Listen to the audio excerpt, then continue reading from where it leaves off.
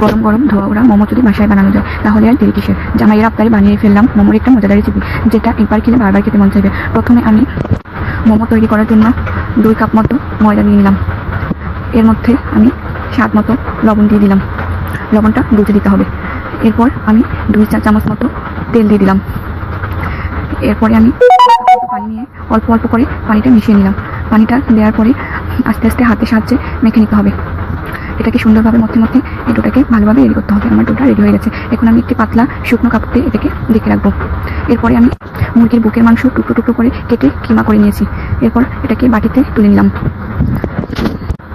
এরপরে কিছুটা পেঁয়াজ কুচি, রসুন কুচি, কাঁচামরিচ কুচি, ধনিয়া পাতা কুচি, 1 চামচ আদা বাটা, 1 চামচ রসুন বাটা নিয়ে নিয়েছি। এরপরে চুলায় একটা প্যান বসিয়ে দিয়েছি, কিছুটা তেল দিয়ে নিয়েছি। এর মধ্যে কিছুটা পেঁয়াজ কুচি দিয়ে দিয়েছি। তারপরে কিছুক্ষণ নাড়াচাড়া করে নিচ্ছি। এরপর পেঁয়াজের কালারটা একটু হয়ে আসলে আমি কিমা করা মুরগির মাংসটা এর মধ্যে দিয়ে দিয়েছি।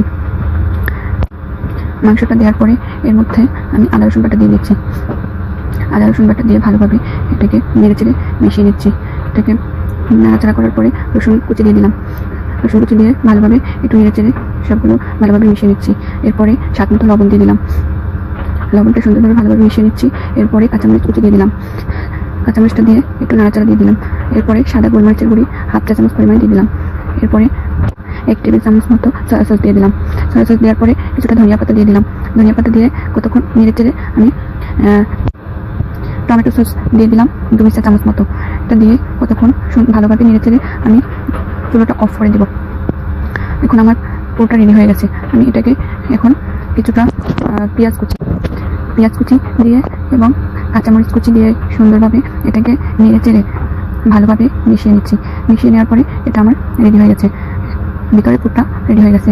এরপরে আমি যেটা করবো সেটা হচ্ছে রুটি বানানোর জন্য আমি ডোটাকে নিয়ে নিয়েছি। এটাকে ছোটো ছোটো টুকরো করে রাখছি। এরপরে আমি ছোটো ছোটো রুটি করে নেব। রুটিগুলো করা হয়ে গেছে। এখন আমি মোমোর শেপটা দিয়ে নেব। অনেকে অনেক রকমভাবে বানায়, কিন্তু আমার কাছে যেটা সহজ লেগেছে আমি ওইভাবেই বানাইছি। আপনাদের যার যেমন ভালো লাগে, যে যেমন পারেন আপনারা আপনাদের মতো করে ট্রাই করবেন। আমি আমার মতো করে ট্রাই করেছি।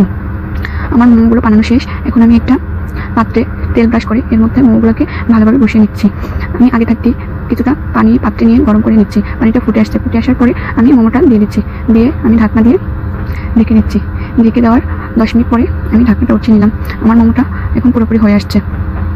দেখেন কালারটা কত সুন্দর আসছে। এখন আমি এগুলোকে উঠিয়ে নিচ্ছি। উঠিয়ে নিয়ে সুন্দরভাবে আমি সেট করে নিব। দেখেন কালারটা কত সুন্দর আসছে, মাশাআল্লাহ। আমি 2 ধরনের সস নিয়েছি, টমেটো সস আর চিলি সস। এই দুটোকে নিয়ে আমি পরিবেশন করব।